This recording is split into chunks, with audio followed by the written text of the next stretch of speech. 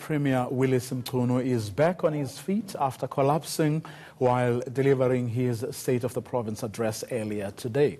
He was taken to hospital but later returned to the event. Mchunu is meant to be retiring from government after the election, but he was quick to remind people that he is not retiring from the African National Congress. In an already divided province, who will take the reins when Mchunu steps aside? To help us unpack this, I'm joined by political analyst Lukhona Mnguni. Now, what this incident has done really, Lukhona, has been to bring back all the conversations that have been going on, especially during the times when the Premier would be absent and someone else, the current chairperson of the province in the ANC, would then step in as acting Premier. And I'm sure today they would have reached, those conversations, that is, would have reached fever pitch. Well, evening, Vuyo. Unfortunately, I mean, sad as the incident was, really, and one wishes the Premier some speedy recovery, but an opportunity, hopefully, to eventually get some rest from political office. Sad as that event, that incident was when he fell ill, it does indeed bring back political conversations that, by the way, Vuyo, had not died, but the presence of Premier Willies Mchunu has helped to sort of mask those conversations. So much of those conversations were happening underground. Obviously, even now, there is great tension as to who should take over the reins as the next Premier come June, for example, this year after the May 8 elections.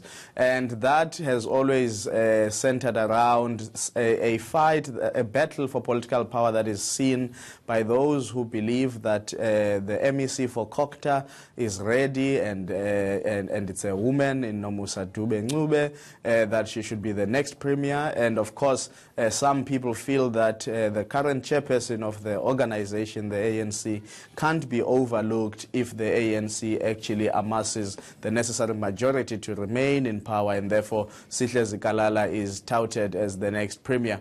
And of course, there are issues and battles about seniority, who was senior before, between the two. And Mchunu has previously, Vuyo, provided a cushion for the ANC in KwaZulu-Natal to deal with some of these factional battles, because by far and large he does have some appeal to all the factional divides in the province. Even if some people may disagree with him, they do so respectfully. He's seen as an elder in ANC politics, and therefore commands the necessary respect, at least for government to function under his stewardship. So now there is a vacuum that has been opened by that incident, because even if they had not settled who must take over after May 8 elections, they may have even been thinking that perhaps bring him back for a short space of time and then allow a transition thereafter. But now I think that is completely off the cards, because the Premier has been unwell for some time, and I'm sure that his medical people have been advising that he cuts down a bit in terms of his active role. What are the chances of the battle lines being drawn even more given today's incident? In other words, people sensing that perhaps an opportunity may just come even before the May 8 elections? Well, Vuyo, in all reality, I would think it's a political misreading if anyone wanted to vie for the position now before the elections. Even if they were to choose to give the Premier some rest, you will know that Parliament goes on recess, the National Parliament goes on recess on the 20th of March, I believe, and I'm sure the legislatures will follow suit not too long thereafter. So you literally are talking about a month in office. I think the Premier should be given some rest in terms of leave and take leave from office. And of course, Sihle Zikalala has been acting Premier whenever the Premier has been unavailable. I think you can sort of let that status secure remain, rather than open up a can of worms for political competition in terms of positions just on the eve of elections. Remember, the ANC has been preaching unity and renewal, and I think within that ethos, they wouldn't want to see themselves opening up a space for political vulnerability. They'd rather all put their shoulders to the wheel and make sure that the ANC gets as best a mandate from the electorate as possible in the province. And then soon after the elections, I think the camps will go back in terms of squabbling and competing over who should become premier.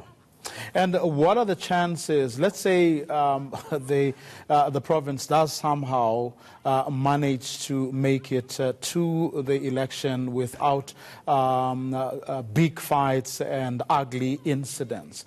But given just how narrowly Sihle Zikalala won even the last time, what are the chances then of people, sort of dropping their guards during this period?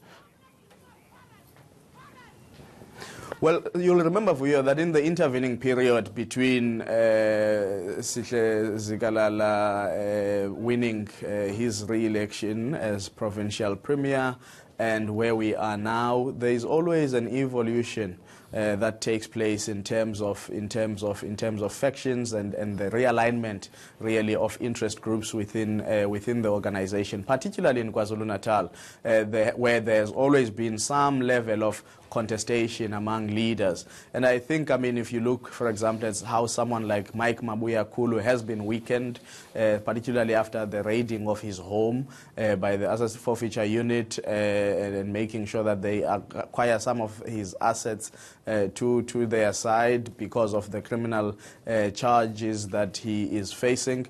I think that has sort of realigned in a way. So the scramble might be there, but it will be interesting how Luthuli House comes to the party, because eventually, if you are talking about a scramble for premiership and therefore a scramble for who becomes MEC and constitutes government, Luthuli House has a great say. As you will know, as per the tradition of the ANC, the Provincial Executive Committee will recommend 3 names to Luthuli House, as it has been done previously, and of those 3 names, Luthuli House will be in a position to confirm or send back those 3 names and ask the PEC to rethink what they have submitted. So I think the ball is as much as in the KZN arena as it is in Luthuli House's arena, and how they will resolve it. And that may set pace, Vuyo, for the balance of forces in terms of going forward. We've got the National General Council of the ANC next year, which will set the scene for the 2022 National Congress. And if you've been following the ANC over the last 10 to 15 years,